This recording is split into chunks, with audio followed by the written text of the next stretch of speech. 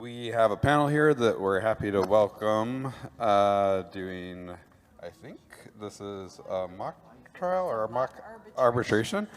And it's titled Hacker Non-Court, Seymore Inc. versus ThinkIz Inc. ThinkIz Inc. And I will stop so that they can correct me further and explain the presentation they have for us here today. Visit Reg for t-shirts and limited number of bags. There's emails going out to former speakers and Schmooz's student, and we also have a lost and found. Please check it for anything that you may not have with you. And with that, thank you. Okay. Welcome. Thank you all very much for getting up on a Sunday at Shmoo at 10 a.m. I understand how early that is for some of us. So for your effort, we are here to take you on a not at all magical journey through a tragic joint venture agreement that went awry and has ended up in arbitration. This is the case of Seymore Inc. v. ThinkIz Inc. How did this troubled joint venture relationship start, you might ask? Well, one day, while waiting for coffee, two CEOs happened to strike up a conversation, and one of them decided to research the other on LinkedIn with her very nimble fingers and very large magnifying glass. And then the joint venture of Seymore Inc. and ThinkIz Inc. was born. Seymore Inc. is a 100-year-old publicly traded company that focuses on eyewear. ThinkIz Inc. is a fly-by-night startup with 6 months under their belt, a good 6 months under their belt. a very, very early stage startup. Sorry, that's true. That's true. I stand corrected. And they're very entrepreneurial, and so they and Seymore, the CEOs got in touch, and they started to chat further, and a new line of AI-enabled eyewear was born. Seymore Inc., very traditional eyewear company. ThinkIz Inc., not at all traditional software-focused AI startup. Together, they offered the world cyberware. And so, the two CEOs came up with two core killer functionalities: a blink twice to pay stored payment system called I Spy Cash, and Calendarize, the ability for your calendar to show up in front of your eyes, whether you're wearing the eyewear, the glasses, or the contacts, and let you peruse stealthily your calendar while pretending to look at what's in front of you. So this seemed very promising to the two CEOs, and they got together over coffee to write out a deal on a napkin. Now, because this was a fledgling relationship, somewhat experimental, they were, by Seymour's standards, under the legal department limit for the dollar amount that required mandatory review by a full panoply of lawyers in their general counsel's office.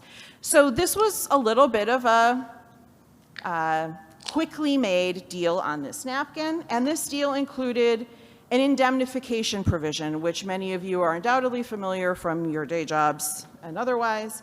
And so they found this lovely language on the internet, and that's just as good as working with a lawyer, right? And so what could possibly go wrong? The answer, it turned out, was an exploitable open source library vulnerability and someone working for ThinkIz remotely from North Korea.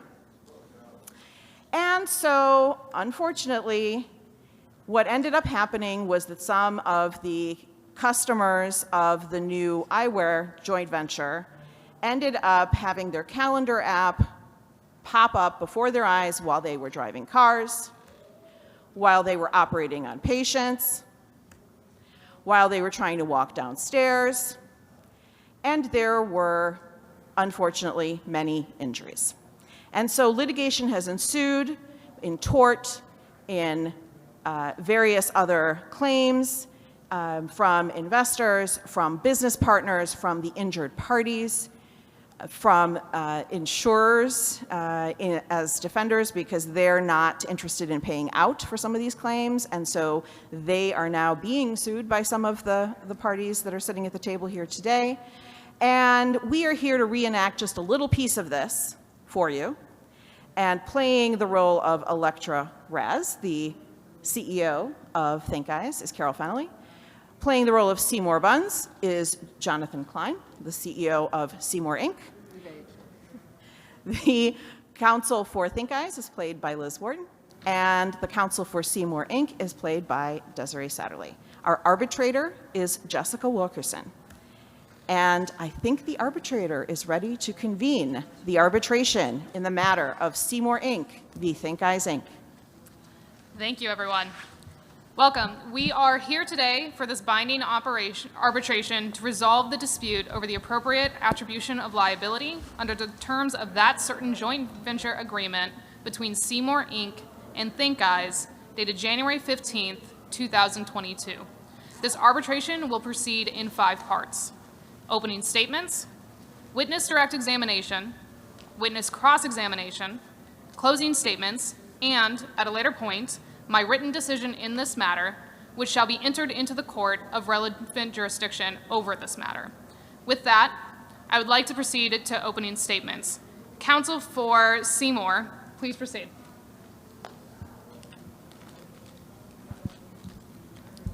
Good morning, Your Honor.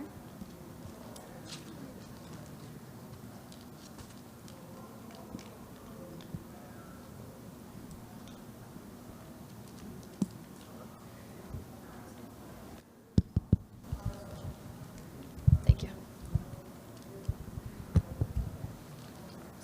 Good morning, Your Honor. Today we confront the unfortunate consequences of a partnership built on trust. A trust that Seymore Inc., a reputable eyewear company, placed in ThinkIz Inc., which claimed expertise in software development and security. This trust, however, was betrayed through ThinkIz's egregious failures, misrepresentations, and breaches of its duty under this joint venture agreement. Seymore Inc., a 100-year-old leader in eyewear manufacturing, partnered with ThinkIz to innovate, creating AI-powered eyewear that required seamless integration of advanced hardware and secure, reliable software. Seymore fulfilled its obligations, developing cutting-edge eyewear and extending the advantage of its established consumer relationships to ThinkIz. ThinkIz, however, neglected its responsibilities, most critically, its duty to ensure the security and functionality of the software that governed this product. ThinkIz's failures are indisputable.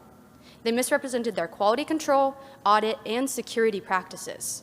They deployed substandard background check processes that allowed a North Korean threat actor to infiltrate their supply chain.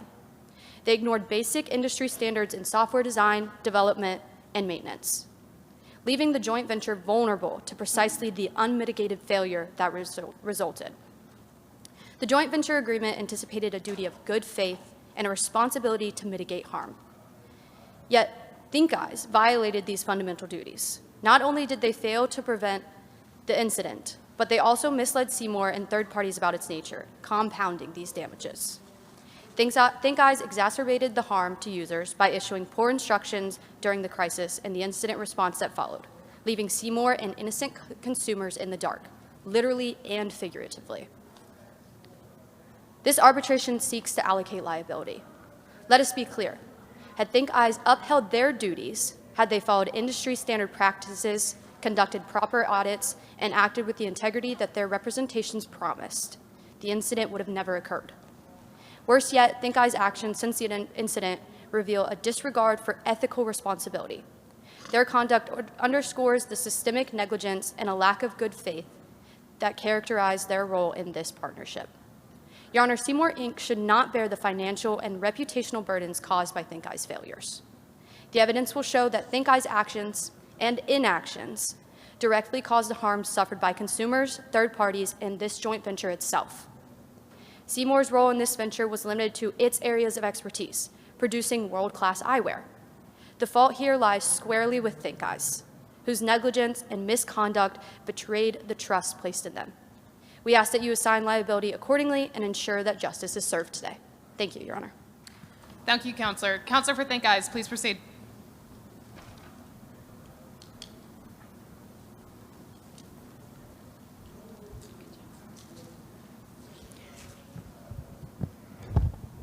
Big boardrooms, big profits, and black screens. Jesus, take the wheel, and closing your eyes and rolling the dice doesn't work when it comes to safety and security. As we'll hear today, a large publicly traded company with a long history in the eyewear and technology and medical device space engaged a scrappy, small startup to develop software to be integrated into their latest gadget. ThinkIz developed software using the methodology that they told Seymore they would implement. You'll hear how they engaged developers and used open source code with their bespoke additions, how they tested it and found it worked just fine and without issue. ThinkIz delivered to Seymore their software, explained to Seymore how to download it, test, and implement Seymour's products. Seymore skipped over the instructions. Seymore decided to roll the dice. Seymore rolled their eyes at the QA process. Not because they couldn't afford it, but because they treated the security of technology innovations as an afterthought. You'll hear how Seymore has tried, tested, and scrapped other technologies, how they picked, in this case, a small startup to keep profits high and costs low. This was Seymour's circus. They had the power. Secure software testing were their monkeys. You'll hear how Seymore, as a large publicly traded company, selling that which we use to see critically important devices, could afford an entire circus of lawyers and employees, but couldn't be bothered with those other C's, a CISO, a CIO, or even cybersecurity. Let's stop and think. Think about what Seymore is asking you to do. Ignore your own lack of security and ignore their own lack of security and QA policies. Ignore industry standards. Ignore the expert findings of the cause of the black screen breach. They're asking you to ignore all of this and to lay all of the liability for a security breach onto one piece of the product puzzle. We ask that you remind big corporations that they can't shake off. They can't shake off their responsibilities. They can't shake off industry standards, and they can't shake it off to one small vendor. They have a duty to test before implementation.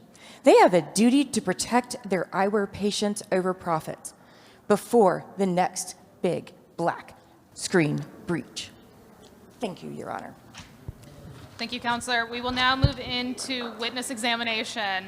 Seymore, please call your witness. Seymore Inc. calls Mr. Buns to the stand.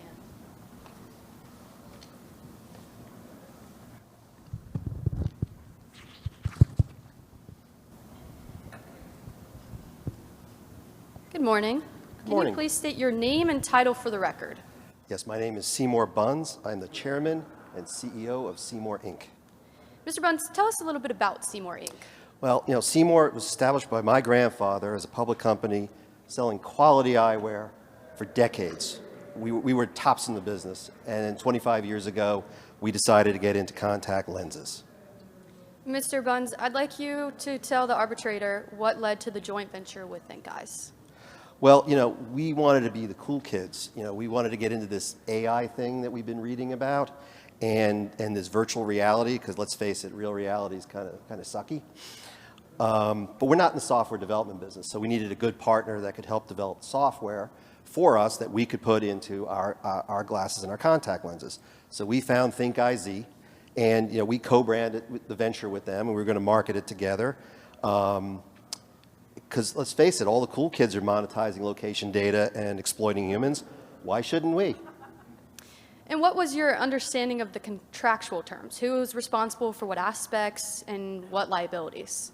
Well, we developed the hardware for the eyeglasses and the contact lenses based on ThinkIz's specs. I mean, ThinkIz was doing the software dev and updates provided to Seymore, and then we'd push it out to the customers. All the software QA was ThinkIz, even though pushing it out to Seymore was our responsibility. So then what happened that brings us to this arbitration today? Well, as we understand it, there was some cyber hacker attack thing that impacted our glasses and contact lenses, basically causing the lenses and the glasses to shut down and go black. Our loyal customers were driving and got into horrible accidents. Doctors who trust our products for years were performing critical surgery and they couldn't see all of a sudden. There were a number of fatalities and serious injuries. It was horrible. The horror, the shock, the sadness, the loss of goodwill, our share price dropping 20%. Oh, and yeah, the dead people. Right, Mr. Buns. So what role did ThinkIz play in this cyber hacker attack, as you call it? Well, ThinkIz was responsible for the development and the QA of the code and making sure the code was safe and secure for our loyal customers. We relied on them to give us clear instructions of what we were supposed to do with the code once we got it.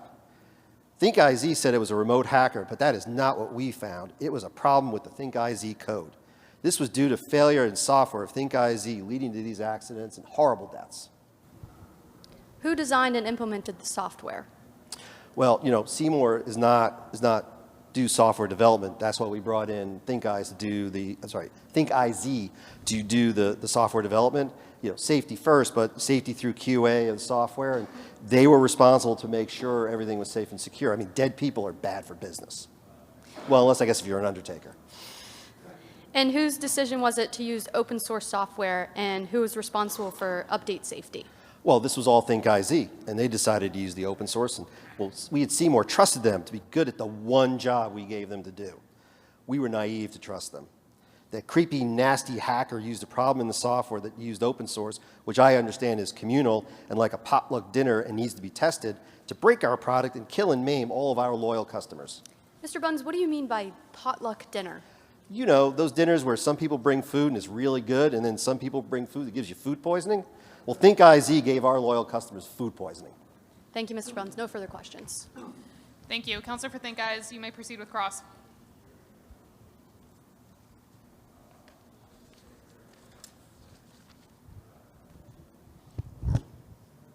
Hi, Mr. Buns. I'm Liz the lawyer for ThinkIz. I'm Lawyer Liz. You may have seen my ads all over the airports, entranceways, during tech conferences. Yeah, hi. And I have some questions. You bet I do. Mr. Buns, does Seymore have a Chief Information Security Officer? I'll say it slower in case you need help.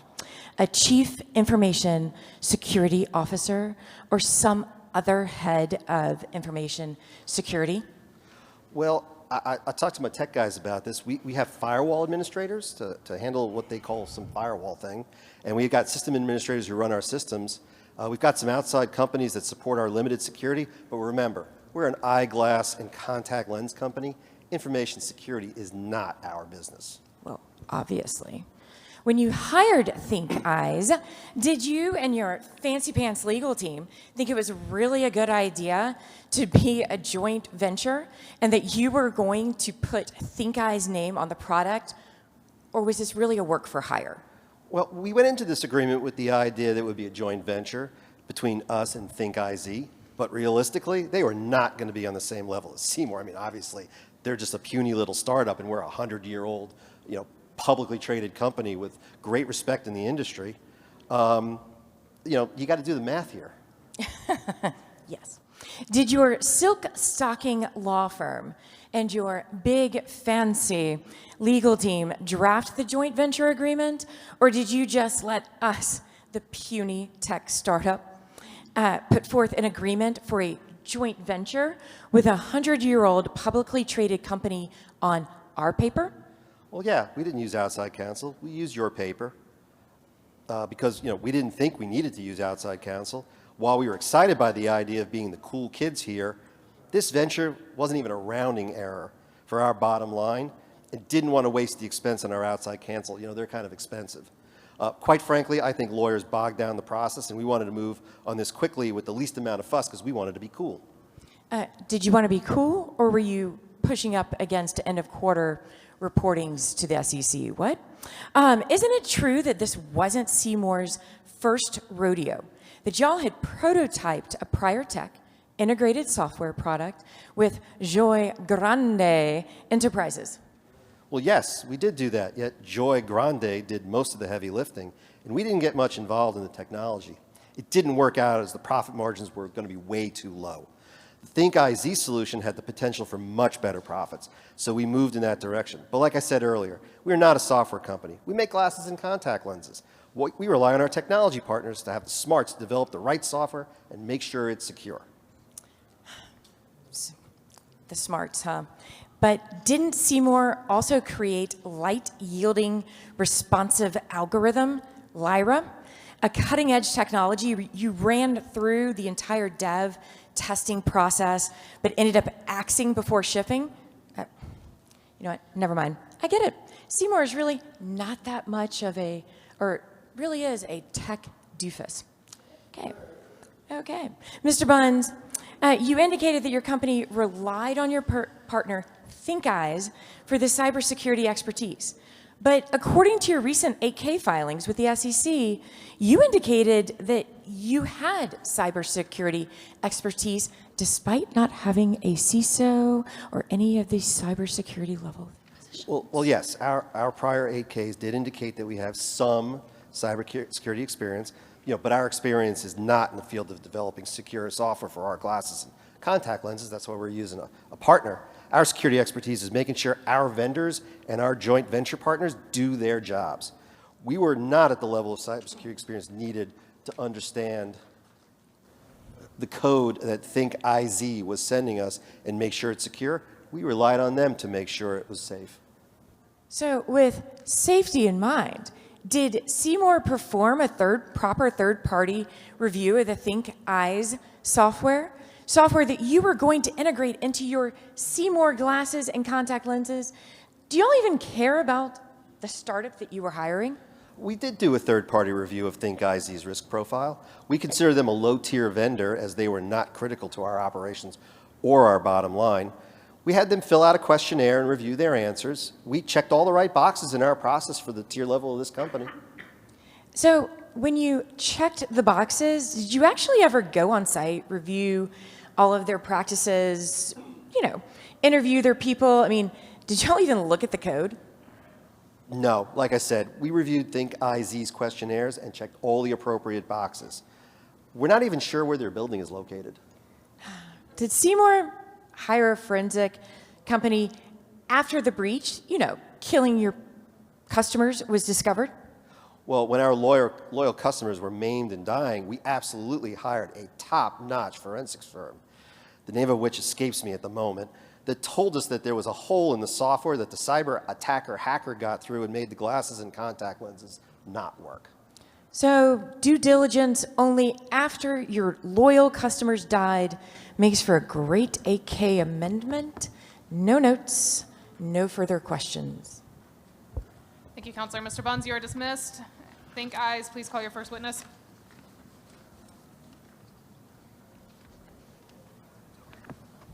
Well, hi, Electra. Come on up.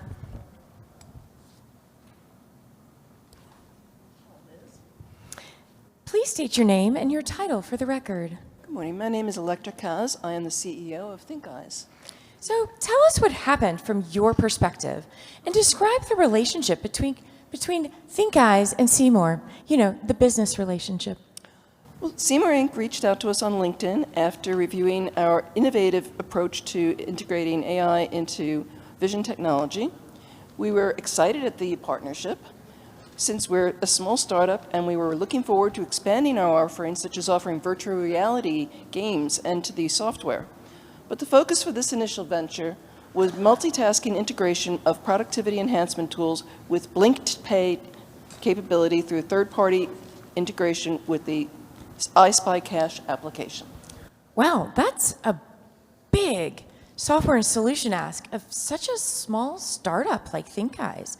How did y'all assure Seymore you could manage all the code? And what were your secure software development practices? I mean, what was the buzz coming from your hive? We followed standard security framework for development, OWASP, with the Open Web Application Security Project. We used a combination of open source and in-house development software. We're a small shop. We told them we would be performing all of the work on a CSA-certified cloud platform. We outlined to Seymore that we would use our own experienced in-house developers along with experienced outside consultants for development. We performed code reviews, security vulnerability assessments, as well as non-security processes such as quality assurance and acceptance testing. Wow, so after completing this dev process and all of your testing, what were your instructions upon delivery to Seymore?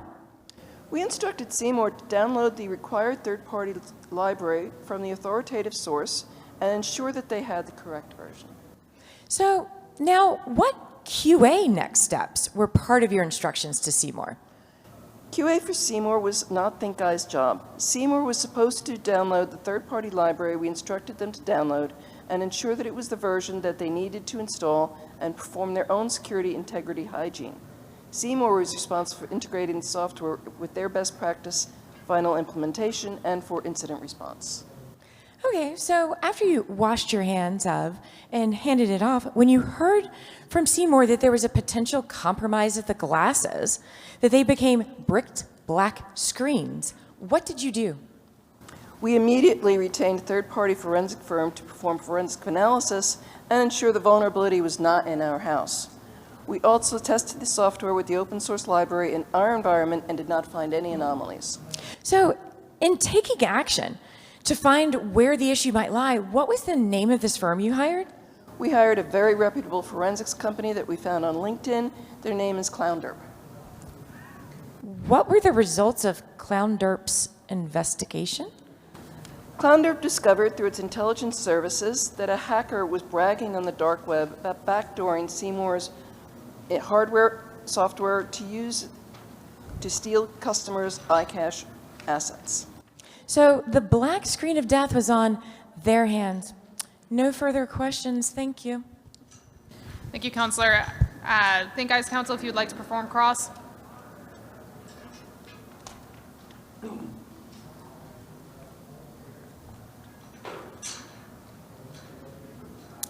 Hello, Ms. Cass. I'm Desiree Satterley, the counselor for Seymore Inc., and I'm going to be asking you questions about your role in the compromise of your product. The compromise happened because of a problem in an open source library, correct? That's true. And what kind of security review did you perform on the open source library? Well, as everyone knows, open source, it doesn't just come under the review of 5 eyes, it comes under the review of 1,000 eyes. The source code is available for the entire internet to review and discover vulnerabilities. The open source software didn't come under the same requirement of intensive review as our in-house developed software. And what kind of review do you typically perform on your in-house developed software? We performed a design review to validate the technical specifications against the design.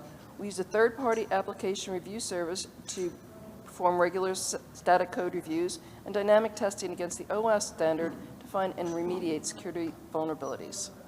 And as you just said, you didn't perform that level of review for the open source library? No, we did not feel it was necessary since open source software came and is available for everyone on the internet and comes under intensive peer review. Right, and as you mentioned earlier, you had given instructions to Seymore on their next step. Where in the joint venture agreement does it say that Seymore needed to follow your instructions? Well, the agreement didn't say that specifically. We mentioned it in Seymore on a Zoom call, and we thought that they understood their responsibilities. Right, and as you stated in your earlier answer, you used outside consultants. Did you perform background checks on these consultants? Yes, we used a company called Fly By Night Industries Background Check Services. And why did you select Fly By Night? They came very highly recommended on LinkedIn.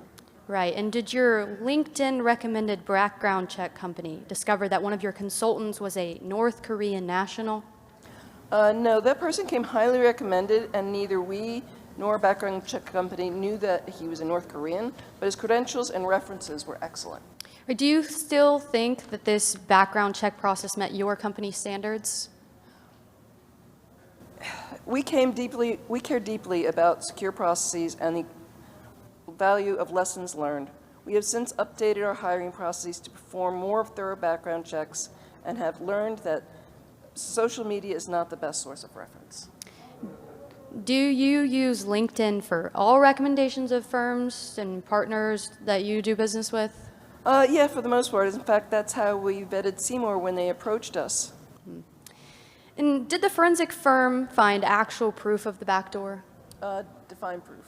Did the forensic company find the backdoor code in Seymour's hardware/software solution? We have no control over forensics on Seymour's infrastructure and environment and cannot ascertain if the third-party library was compromised in Seymour's environment. We are going by what our forensics company found on the dark web. So, to be clear, as the joint venture partner responsible for software development, you did no independent verification of the quality of the open source code that you were trusting with the confidentiality, integrity, and availability of your code and the safety and potentially the lives of Seymour's customers? I didn't think so. No further questions, Your Honor. Thank you. That will conclude witness examination. We will move into closing statements. Counsel for ThinkIz, if you would like to present.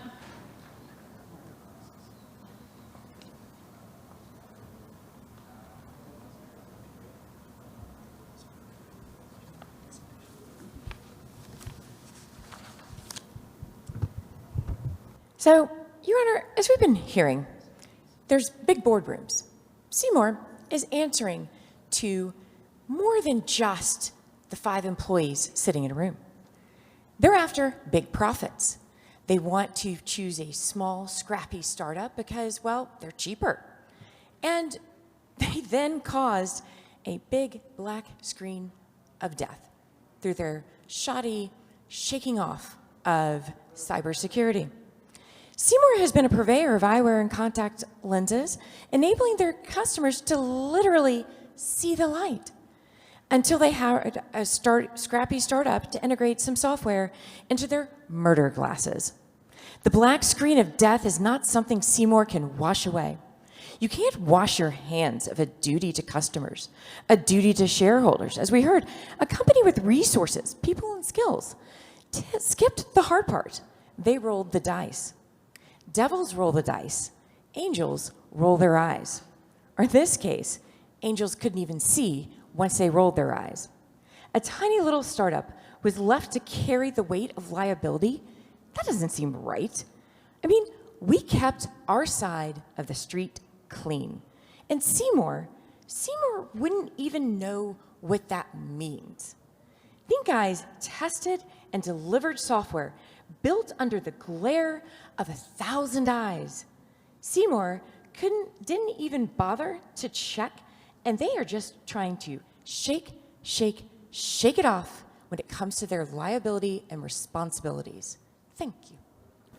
Thank you, Counselor. Counselor for Seymore, if you would like to proceed.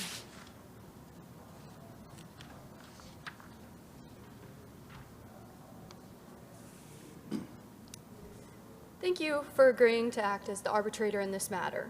As we conclude this arbitration, it is clear that the trust Seymore Inc. placed in ThinkIz was not only misplaced but exploited. The evidence presented has demonstrated ThinkIz's gross negligence, misrepresentations, and blatant breach of its duties under the joint venture agreement. This arbitration is about accountability, and the record leaves no doubt as to where the fault lies with ThinkIz. Seymore Inc. entered this partnership in good faith, offering its century-long expertise in eyewear manufacturing and its strong consumer relationships. Seymore fulfilled its obligations to produce state-of-the-art hardware. ThinkIz, however, was entrusted with the critical task of software development and security, a task they failed to perform with the diligence that it demanded. Their substandard background check processes allowed a North Korean threat actor to infiltrate the supply chain, compromising the entire venture. Moreover, their failure to adhere to industry standards in software design and maintenance directly led to the deaths of consumers and destruction of the trust customers had for Seymore. Along with Seymore being named as a defendant in numerous tort and other suits, including suits from our shareholders over potentially material harm to goodwill and Seymore share price. Adding to these failures, ThinkIz then misled Seymore about the nature of the breach, exacerbating harm and further eroding the trust. ThinkEye's inadequate incident response during the crisis left users and Seymore vulnerable and in the dark, a violation of its duty of good faith and performance of the contract that compounded the damage, and its legal duty to mitigate damages under contract law. Transparency is the cornerstone of any trustworthy relationship. ThinkEye chose to overpromise and underdeliver. Even now, they attempt to misrepresent Seymour's technological expertise by pointing to past partnerships with other tech companies. However, this arbitration is not about Seymour's relationships with other entities. It is about ThinkEye's failure to meet the responsibilities they agreed to shoulder in this joint venture. Seymore acknowledges certain lessons learned from this experience. Seymore should have ensured its legal team conducted a thorough review of the joint venture agreement. Greater diligence in vetting, ThinkEye's capabilities, and closer management of the partnership could have perhaps mitigated some of these issues. These reflections, however, do not shift the liability that stems from ThinkEye's fundamental failures of fulfilling their obligation under this agreement and their numerous violations of its material terms. The evidence is clear. Seymour's role in this joint venture was to produce world-class eyewear, a responsibility that it fulfilled. ThinkEye's role was to deliver secure and reliable software, a responsibility it failed at every turn. The damages caused to consumers, to the joint venture, and to Seymour's reputation are the direct result of ThinkEye's negligence and misconduct. We respectfully request that this arbitration assign liability appropriately, holding ThinkEye's 100% accountable for their actions and the financial losses that they have inflicted upon Seymour's and its customer. Thank you. Thank you, Counselor. We will now break for several minutes so that I can come up with my written arbitration decision. This will be the fastest 5 minutes of your lives. All right. Well, first I want to thank our counselors and our clients for their examinations and their presentations today. I do want to start this decision where the parties should have started their decision, with the human safety element of both the original idea that ThinkEye and Seymore had decided to jointly pursue and the cost of those failures. There are those in our communities today who lost their lives because of the failures of this joint venture agreement, and there are those who have lost loved ones or who suffered great and permanent harm because of the actions of both of these companies. While Seymore has successfully established that it is an old company with an extensive pedigree, it has also established that it is successful enough to know better than the due diligence and the care exercised here. They performed no full legal review of the joint venture agreement, which is exacerbated by CEO Bunn's admission during this arbitration that this was to keep down costs. As stated by the counsel for Seymore, this may have mitigated some of the issues, but regardless, both should have occurred. Seymore also failed to exercise sufficient supplier management, which a sufficient company like Seymore should have been exercising fully. Seymore is ultimately responsible for third-party components integrated into its product. Regardless of its claims during the arbitration, it cannot push that responsibility off onto third parties. In 2025, that does include cybersecurity. There is no reasonable argument to be made that modern companies could make that they could be unaware of cyber needs, especially when moving into software and emerging tech spaces. Seymore should have been aware of, and was in the eyes of the law, these and other responsibilities, given that it is a manufacturer of glasses, which are a legally defined medical device. While setting aside the likely violations of the Federal Food, Drug, and Cosmetic Act for a more appropriate venue, Seymour's responsibilities under that act established the level of care and actions that were expected here and which were failed to be met. For ThinkEye, I would like to recognize that, of course, innovation is the lifeblood of this country, and that companies like ThinkEye are indispensable drivers. But that does not excuse ThinkEye from behaving responsibly, especially when knowingly stepping into a space involving human safety. ThinkEye failed to perform a reasonable due diligence of their development staff, the open source software itself, and repeatedly relied on companies' social media presences as indicators of quality and expertise. In 2025, it is not reasonable to rely on the mini-eyes model of open source security, especially after public issues like Heartbleed and Log4j. In an age of mis, dis, and malinformation, reliance on the social media presence of companies, of persons, and others is also unreasonable. If ThinkEye was either unaware of these realities or unprepared to address them, then it was unprepared to step into supplying components for products that could affect the physical safety and health of the product's users. ThinkIz was not fully unreasonable in relying on a larger, more established company to make up for its potential inexperience in certain areas, but that does not excuse its failures to properly perform the tasks that it had represented itself as competent for, including the software development lifecycle. Both Seymore and ThinkIz failed in critical ways to exercise a reasonable level of care. However, as highlighted by Seymore itself, Seymore is a 100-year-old company and therefore has several more decades, as well as established regulatory responsibilities that render its failures especially unreasonable. Seymore should have performed a full legal review of the joint venture agreement, should have effectively overseen ThinkIz, including integration of ThinkIz product into its own, and it should have been aware of and prepared for the potential cybersecurity and safety risks to which it had knowingly exposed its customers. ThinkIz should have more carefully considered whether it was prepared to supply product for a business line involving human safety, and should have been more diligent in its cyber risk and third-party risk management efforts. Consequently, and pursuant to the contract's choice of law provision, considering that we are in a shared liability state and this is a multi-causal event, I apportion 70% liability to Seymore and 30% liability to ThinkIz. Thank you.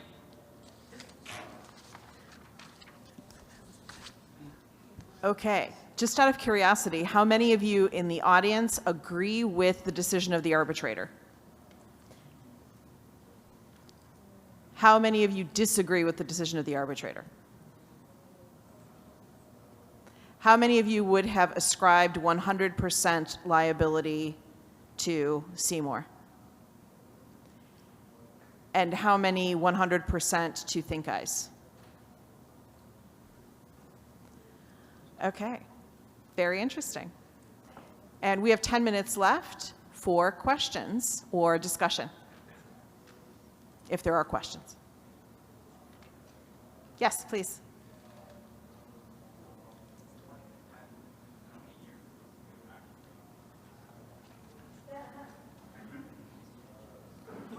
Sorry, I didn't hear the whole question. From 1 to 10. Oh. Yeah. I think we're in. Yes. The question asked us to speculate how long it will be before someone makes these ridiculous glasses.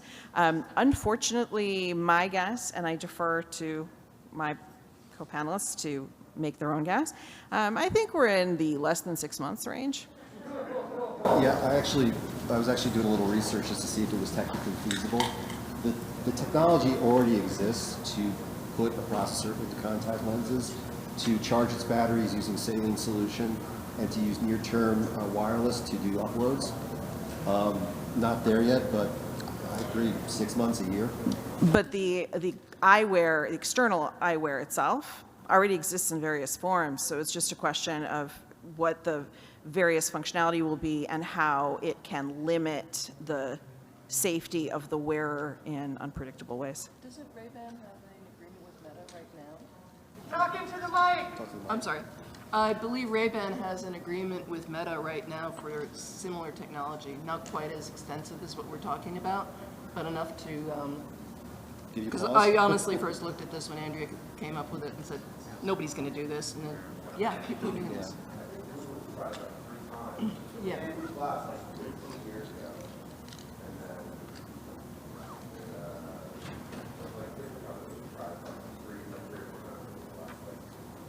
Yeah, when you've been in technology long enough, after a while it horrifies you what people are actually trying to do, because you almost become a Luddite when you've been in decades in this industry where you're like, no, don't trust technology, it always breaks. Well, one thing that I will mention, and maybe this will bring some degree of comfort. So I work for the Food and Drug Administration. I am the medical device cybersecurity team lead there in the Division of Medical Device Cybersecurity, which is a thing that exists. Thank you. Medical devices and contact lenses are regulated. Glasses and contact lenses are regulated medical devices. And for those of you who don't know, FDA back in 2022 was granted explicit regulatory authority to do medical device cybersecurity. So it's now written into law that regulated medical devices of certain kinds have to demonstrate a reasonable assurance of cybersecurity. So were somebody to create one of these products and actually try to launch it, in all likelihood, it would have to come to the FDA and it would have to receive a full cybersecurity review So they would essentially have to satisfy the FDA that there actually was cybersecurity in these devices. We're trying.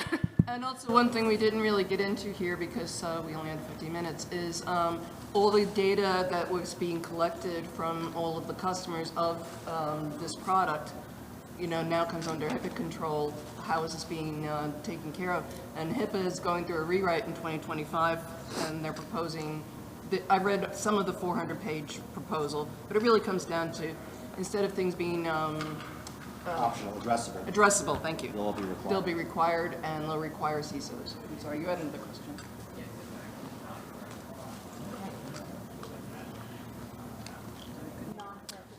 Yeah, so the question was whether or not that would include non-corrected glasses. I will be honest, I'm not sure exactly where the line is, but I will tell you that the definition of a what is called a cyber device, something that would bring it under the auspices of the Cybersecurity Authority that we have, is a medical device that contains software that is vulnerable to cybersecurity threats, which if you have software, you're vulnerable to cybersecurity threats, and has the ability to connect to the internet.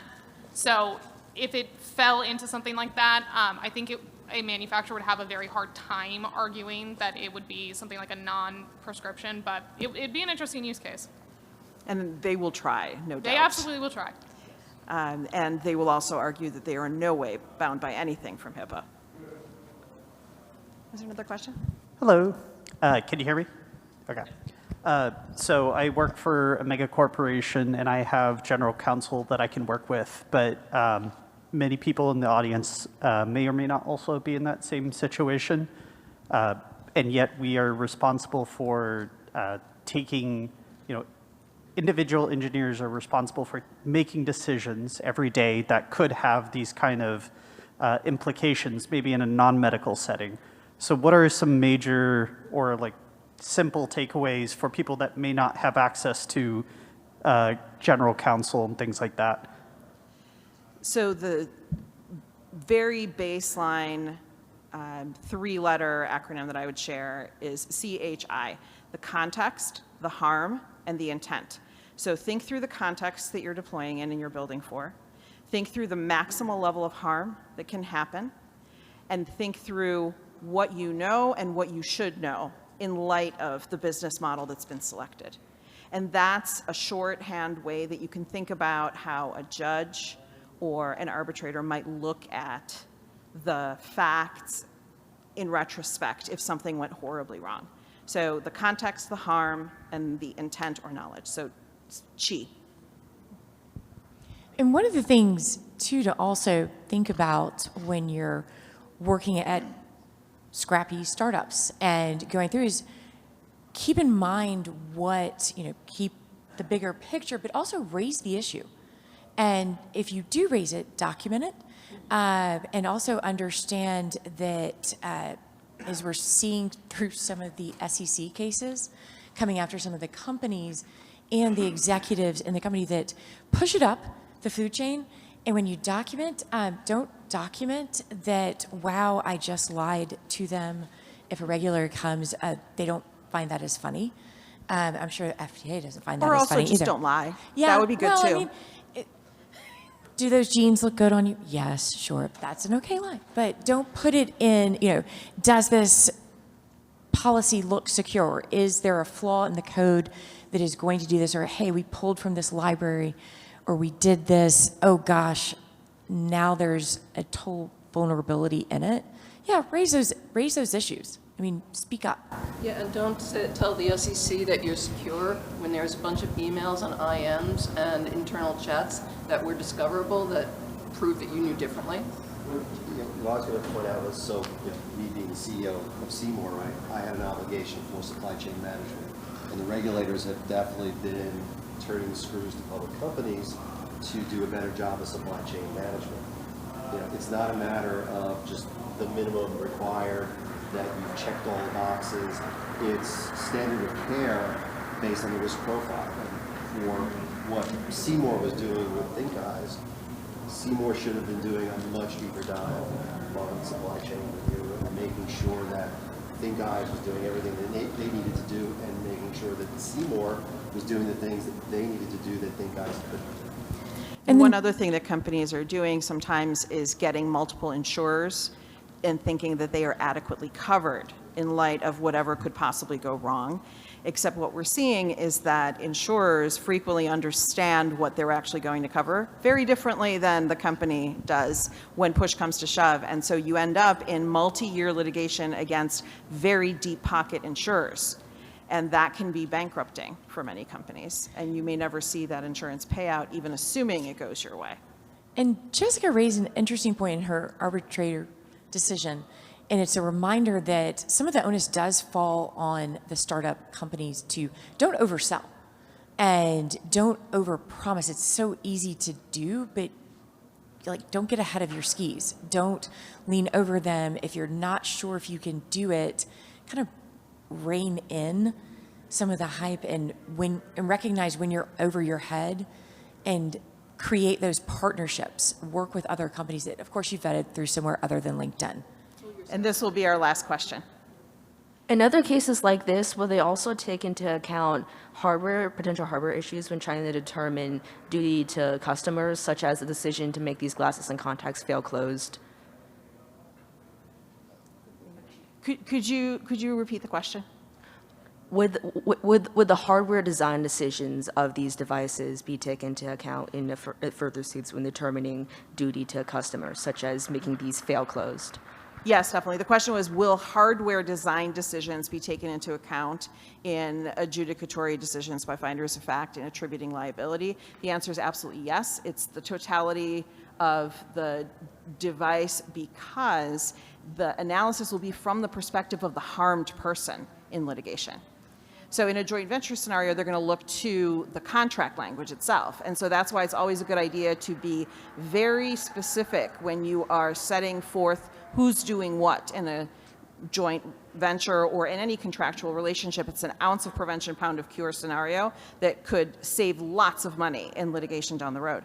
But if you're looking at a tort suit, in other words, a civil suit where someone's suing because they've been harmed or there's been wrongful death, that is an analysis from the perspective of the harmed person. And so everyone involved in the hardware and software decisions is potentially on the hook. Then it just becomes a fight about who's going to indemnify whom for those losses post adjudication on the part of the tort case or the other arbitration. And we're out of time. Thank you very much for coming on a Sunday morning, and we'll be around if you'd like to discuss further.